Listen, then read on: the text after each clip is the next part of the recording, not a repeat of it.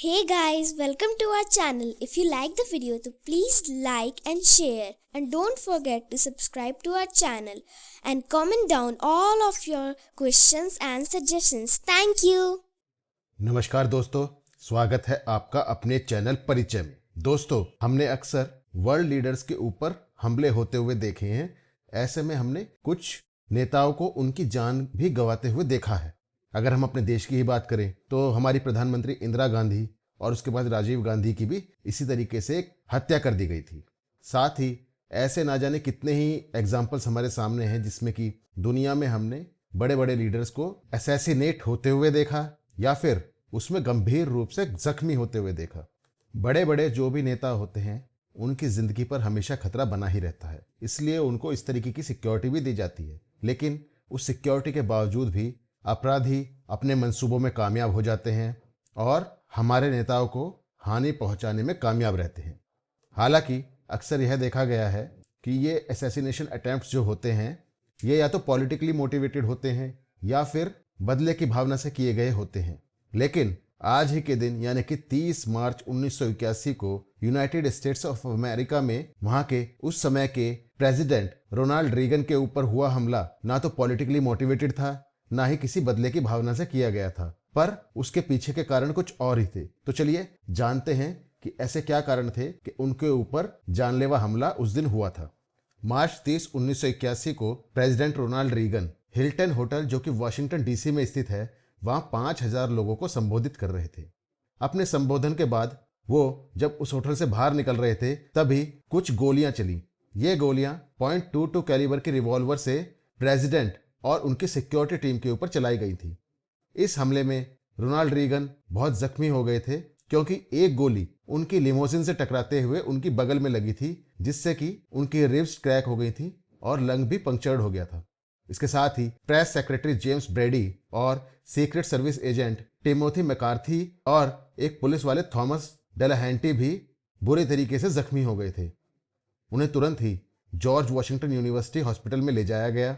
दोस्तों, भारतीय होने के नाते हम यह सोच रहे होंगे कि अमेरिका में बार बार इस तरीके की घटनाएं कैसे हो जाती हैं, कहाँ से लोगों को हथियार मिल जाते हैं। तो मैं आपको बताना चाहूँगा कि अमेरिका में किसी को भी हथियार रखने की इजाज़त है। जैसे हमारे यहाँ ग्रॉसरी स्टोर्स होते हैं, इसी तरीके से वहाँ गन स्टोर्स होते हैं। किसी के पास भी अगर एक वैलिड आईडी और डॉक्यूमेंट है तो जैसे आप सिम कार्ड खरीद सकते हैं इंडिया के अंदर, वैसे ही आप वहाँ गन कैरी कर सकते हैं। तो ऐसे में अपराधियों को हथियार का इंतज़ाम करने में बहुत ज़्यादा दिक्कत नहीं होती। बस जो समस्या रह जाती है वो रह जाती है किसी तरीके से सिक्योरिटी में जो लैप्स होते हैं उनको ढूंढना और इस तरीके के हमले करना। तो ये तो मैंने आपको बताया कि हमला किस तरीके से हुआ। अब उसके थोड़े से बैकग्राउंड के ऊपर चर्चा करते हैं। जिस व्यक्ति ने इस घटना को अंजाम दिया था उसका नाम था जॉन हिंकली जूनियर और वो एरोटोमेनिया नाम की एक बीमारी से ग्रसित था। इस हमले को करने के पीछे उसके जो मोटिवेशंस थे वो उस समय की एक चाइल्ड एक्ट्रेस जोडी फॉस्टर, जो कि आगे चलकर एक बहुत ही मशहूर अभिनेत्री भी बनी, उनके लिए उसका ऑब्सेशन था। हिंकली लेट 70s में हॉलीवुड में रहता था और उसने टैक्सी ड्राइवर नाम की एक मूवी 15 बार देखी थी। टैक्सी ड्राइवर मूवी में रॉबर्ट डिनेरो ने ट्रेविस बिकल का रोल किया था और वह इस मूवी में एक नायक थे। इस कहानी में बिकल एक लड़की को ह्यूमन ट्रैफिकर्स के चंगुल से छुटाने की भरसक कोशिश करते हैं और इस मूवी के अंत में वो एक यूनाइटेड स्टेट्स सेनेटर की हत्या कर उन लोगों को जो लोग उस लड़की की किडनैपिंग और चाइल्ड ट्रैफिकिंग के जिम्मेदार होते हैं उनको सजा देते हैं। ट्रेविस बिकल के कैरेक्टर से प्रेरित होकर जॉन हिंकली ने जोडी फॉस्टर का पीछा करना शुरू कर दिया और उसने येल यूनिवर्सिटी में 1980 में एडमिशन भी ले लिया। जब उसे पीपल मैगजीन से यह पता चला कि जोडी फॉस्टर वहां स्टूडेंट भी रही थी, उसने बहुत सारे खत जोडी फॉस्टर्स को लेट 80s में लिखे और 2 बार उन्हें कॉल भी किया। जोडी फॉस्टर के बार बार मना करने के बावजूद भी उसने उनका पीछा करना बंद नहीं किया और लगातार उन्हें फ़ोन और चिट्ठियां लिखता रहा। जोडी फॉस्टर ने हालांकि यह कह दिया था कि वो उसमें इंटरेस्टेड नहीं थी।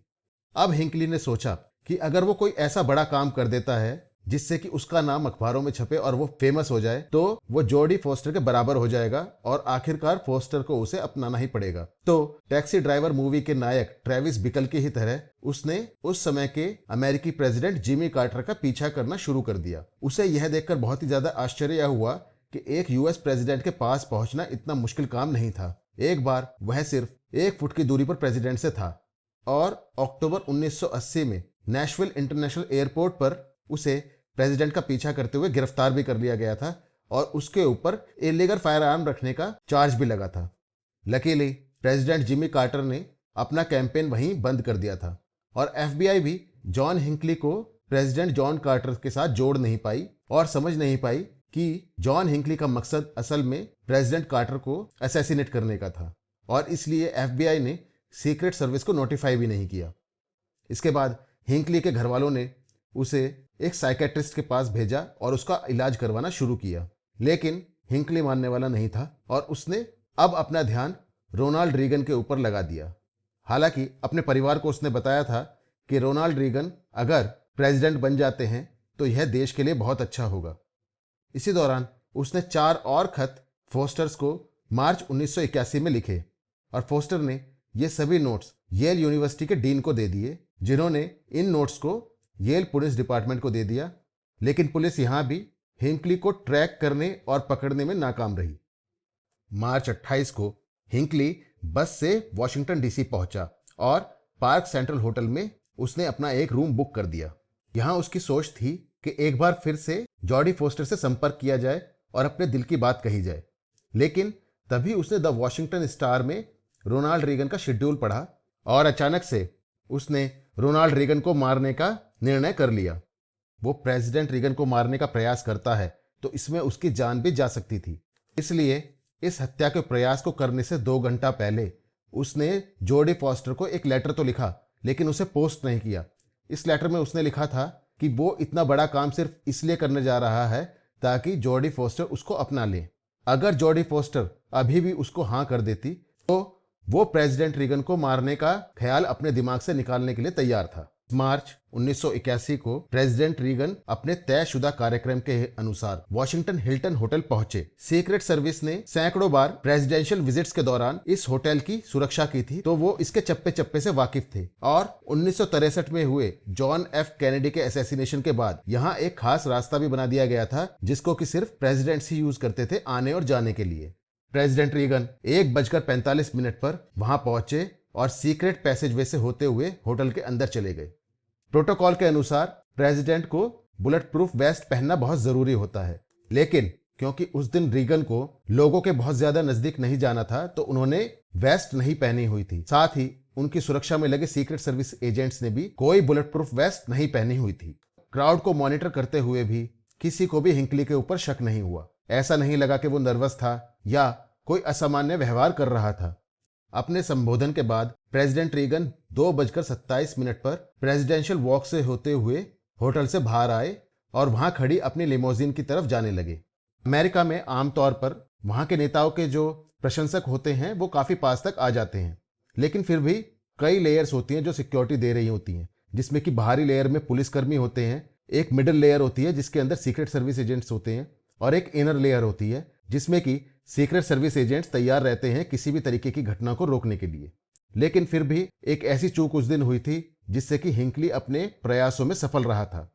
जब प्रेसिडेंट रीगन अपनी लिमोजिन की तरफ जा रहे थे तो प्रशंसक हाथ हिला हिलाकर उनका अभिनंदन कर रहे थे, साथ ही पत्रकार भी उनसे सवाल कर रहे थे। ऐसे में एसोसिएटेड प्रेस के माइक पुत्जेल ने जोर से चिल्लाकर पूछा, मिस्टर प्रेसिडेंट, और प्रेसिडेंट उसकी तरफ देखने लगे। क्योंकि हिंकली भी दुर्भाग्य से उसी वक्त उसी जगह खड़ा था तो उसे लगा कि इससे अच्छा मौका प्रेसिडेंट को मारने का उसे नहीं मिल सकता और उसने बड़ी जल्दी से अपनी रिवॉल्वर निकाली और 1.7 सेकंड के अंदर, यानी कि 2 सेकंड से भी कम समय में 6 की 6 गोलियां उसने प्रेसिडेंट के ऊपर दाग दी। एक भी गोली प्रेसिडेंट को नहीं लगी। पुलिस ऑफिसर थॉमस डेलाहेंटी को जैसे ही पहली गोली की आवाज आई तो उन्होंने एकदम से रिएक्ट किया और कहां से गोली आ रही है इसको ढूंढने का प्रयास किया। इसी दौरान एक गोली आकर उनकी स्पाइन में लगी। तीसरी गोली secret service agent Tim McCarthy को लगी जब वो प्रेसिडेंट को बचाने का प्रयास कर रहे थे। इसके बाद सीक्रेट सर्विस एजेंट्स ने हिंकली के ऊपर छलांग लगा दी और उसको अपने शिकंजे में ले लिया। अब आपको यह जानकर बहुत ही हैरानी होगी कि हिंकली को उसके इस अपराध के लिए गिल्टी नहीं पाया गया और ऐसा समझा गया कि वो दिमागी रूप से संतुलित आदमी नहीं था, इसलिए जेल भेजने की बजाय सेंट एलिजाबेथ हॉस्पिटल, जो कि डीसी में एक साइकेट्रिक फैसिलिटी है, वहां भेज दिया गया। 27 सितंबर 2021 तक हिंकली मेडिकल इंस्टीट्यूट के बाहर डॉक्टर्स के सुपरविजन में रह रहा था। फिर कोर्ट ने इसे अनकंडीशनली रिलीज कर दिया। कोर्ट का कहना था कि अगर हिंकली अच्छे से व्यवहार करता है और आगे चलकर कभी भी किसी के लिए खतरा नहीं बनता है तो वह आराम से अपना जीवन खुले में जी सकता है। दोस्तों, आपने बहुत सी मूवीज में इस तरीके के ऑब्सेस्ड लोग देखे होंगे जो कि नायिका को पाने के लिए कुछ भी कर जाते हैं, लेकिन ये एक रियल वर्ल्ड एग्जाम्पल है कि असल में भी ऐसा होता है।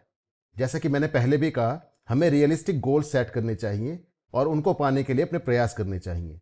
ऐसा कहा भी गया है कि खाली दिमाग शैतान का घर होता है, तो हमें अपने दिमाग को खाली ना रखते हुए उसको व्यस्त रखना चाहिए और ऐसे काम करने चाहिए जिससे कि हमें खुशी मिलती हो। वहीं हमारी कोशिश यह रहनी चाहिए कि किसी भी तरह के नकारात्मक ख्याल हमारे दिमाग में ना आए और हम कोई अपराध करने के बारे में सोचे भी ना।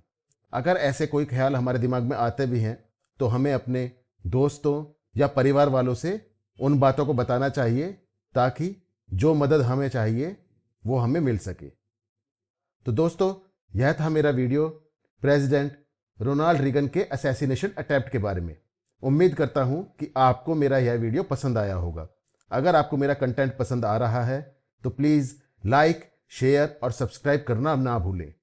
कल फिर एक नया वीडियो लेकर आप सबसे मिलता हूं। तब तक के लिए धन्यवाद। Thank you very much.